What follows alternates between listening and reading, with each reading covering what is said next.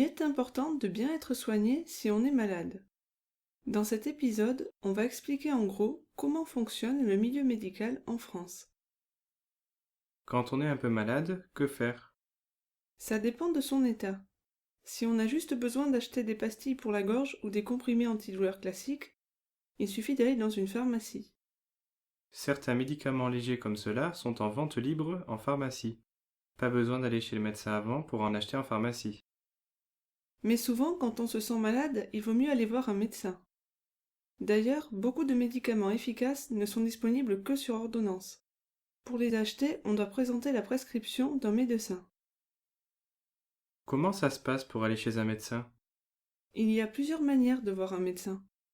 On peut prendre rendez-vous, ou aller attendre sur place, ou encore demander au médecin de passer chez soi. Chaque médecin a ses propres horaires pour les rendez-vous, les visites libres ou les visites à domicile. Le médecin examine le malade, puis écrit une ordonnance.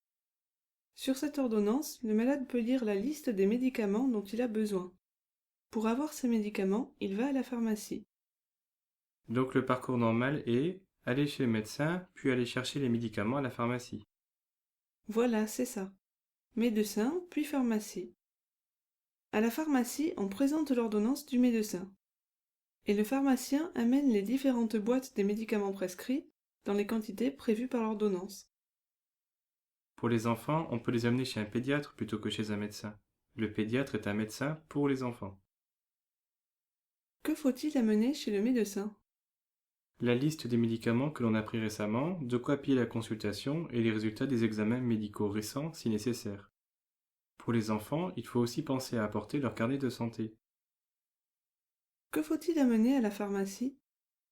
L'ordonnance du médecin, de quoi payer les médicaments et éventuellement les documents d'affiliation à la sécurité sociale et à une mutuelle. Les médecins ont leurs horaires de travail. Ça varie suivant les médecins, mais souvent les cabinets médicaux sont ouverts du lundi au vendredi, le matin et l'après-midi, et le samedi matin. Comment on fait en dehors de ces horaires si on a quand même besoin de voir un médecin rapidement? Dans la nuit ou un dimanche par exemple. Souvent, sur les ordonnances que nous donne notre médecin habituel, il y a un numéro de téléphone à appeler dans ce cas-là. Sinon, on appelle le 15. Le 15, c'est qui? C'est le standard du SAMU, le service d'aide médicale d'urgence. Par le SAMU, on peut faire venir chez soi un médecin de garde à tout moment, même au milieu de la nuit. Et si le médecin qui vient prescrit des médicaments, comment se les procurer? Il faut appeler la pharmacie de garde, puis aller à cette pharmacie avec l'ordonnance du médecin pour acheter les médicaments. On devrait expliquer un peu ce que sont la sécurité sociale et les mutuelles. On peut dire simplement que tout le monde peut être inscrit gratuitement à la sécurité sociale. C'est un premier niveau de protection. Chacun peut ensuite, s'il le souhaite et a l'argent, s'inscrire à une mutuelle. Avec une mutuelle, on est mieux remboursé pour les actes médicaux, notamment pour les longues maladies, pour les dents, pour les lunettes. Par exemple, à la pharmacie, on paye aussi certains médicaments moins chers quand on a une mutuelle. La sécurité sociale est loin de rembourser les frais médicaux. Quand on achète une paire de lunettes à plus de 100 euros, la sécurité sociale rembourse seulement quelques euros. Dans ce cas, avoir une mutuelle est intéressant. Si on a un problème urgent, si ça a l'air grave, on va aux urgences de l'hôpital. Les urgences, comme le nom l'indique, c'est là qu'arrivent tous les cas urgents. Ces malades sont examinés et ils reçoivent éventuellement des soins rapidement. Si vous avez des enfants, vous pouvez les amener à des urgences qui leur sont spécifiques. Oui, ce sont les urgences pédiatriques. Il n'y en a pas dans tous les hôpitaux. Si vous pouvez, c'est mieux de les amener aux urgences pédiatriques, mais s'il n'y en a pas dans le coin, les amener aux urgences convient aussi.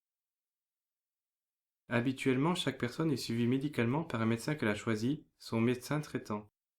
Le plus souvent, c'est un médecin généraliste. Si cette personne a besoin d'aller voir un médecin spécialiste, c'est son médecin traitant qui prépare une lettre pour l'orienter vers ce spécialiste. En France, on appelle ça le parcours coordonné de soins. Si une personne va voir un spécialiste directement, sans passer par le médecin traitant, parfois on lui refuse de prendre rendez-vous. Par contre, on peut aller voir certains spécialistes directement. Un ophtalmo, un dentiste, un gynécologue ou une sage-femme. On ne souhaite pas aller à l'hôpital, mais lorsqu'on est malade, on peut avoir besoin d'y rester quelques jours ou quelques semaines. En France, il y a deux types d'établissements pour se faire soigner. Les hôpitaux, souvent publics, et les cliniques, qui sont comme les hôpitaux mais privés. Souvent, les cliniques sont beaucoup plus chères que les hôpitaux. Dans les hôpitaux et les cliniques se trouvent des spécialistes du milieu médical, par exemple des chirurgiens, des infirmières et de nombreux spécialistes dans des domaines précis de la santé. On espère être soigné à l'hôpital, pouvoir rentrer chez soi tranquillement en allant beaucoup mieux. Mais parfois il y a des maladies qu'on n'attrape que dans les hôpitaux, les infections nosocomiales. Le personnel des hôpitaux fait très attention pour limiter les risques, mais ça peut arriver quand on va à l'hôpital.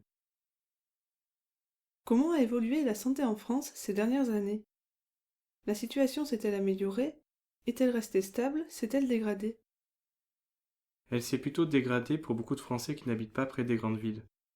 Il y a eu beaucoup de fermetures de maternités et d'hôpitaux dans des petites villes. L'accès aux soins est plus difficile. Quand on prend un rendez-vous chez le médecin, il faut parfois attendre une semaine. Chez le dentiste, c'est souvent plus d'un mois. Même pour les urgences à l'hôpital, il faut être prêt à attendre plusieurs heures avant d'être examiné. Pour clore ce tableau un peu sombre, citons les IRM qui permettent d'avoir des images de l'intérieur du corps. Pour passer une IRM, les listes d'attente sont si longues qu'il faut normalement attendre plusieurs mois, sauf urgence. En plus, on est de moins en moins bien remboursé des frais médicaux. Depuis quelques années, on doit payer des franchises médicales. Ça veut dire que sur chaque acte médical ou chaque médicament, on paye une partie des frais. Et les médicaments sont de moins en moins remboursés chaque année. La part payante augmente de plus en plus pour les malades. Quels sont tout de même les points positifs? Tout le monde est soigné en France, quel que soit son compte en banque. Avant de soigner quelqu'un qui arrive aux urgences, on ne vérifie pas s'il aura les moyens de payer, on le soigne d'abord. En France, on considère que tout le monde a le droit d'être soigné.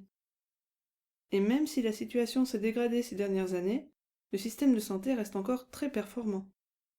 C'est vrai que l'on est dans l'ensemble bien soigné. Les gens sont compétents, les chirurgiens, les infirmières, les médecins ont souvent des bons diagnostics et ont les bons gestes pour soigner. De plus, la France est un pays plutôt sûr pour la santé des personnes, grâce au climat tempéré et aux nombreux vaccins. Qu'est-ce qui pourrait être amélioré dans le milieu médical français? Ce qui est marquant dans la culture française est que la maladie est vue comme un problème à résoudre. Le milieu médical fait tout ce qu'il peut pour éradiquer la maladie. Par contre, la maladie n'est pas vue comme une réponse du corps à quelque chose, comme une conséquence. En France, on soigne surtout les symptômes. On ne cherche pas forcément les causes profondes. Par exemple, quelqu'un qui a mal va voir le médecin. Le médecin va lui prescrire des médicaments antidouleurs, quelle que soit la cause de la douleur. On veut d'abord enlever la douleur sans forcément en chercher la cause. Ça fait donc une amélioration possible. Pour conclure cet épisode, quel numéro de téléphone appeler pour une urgence médicale? Pour une urgence médicale, on peut appeler en priorité le 15, ou sinon le 112. Le 15 est le numéro du SAMU, ou service d'aide médicale urgente. Les gens que vous aurez au téléphone seront capables de vous aider et si besoin d'envoyer un véhicule de secours. Le 112 est le numéro d'appel d'urgence partout en Europe, donc y compris en France.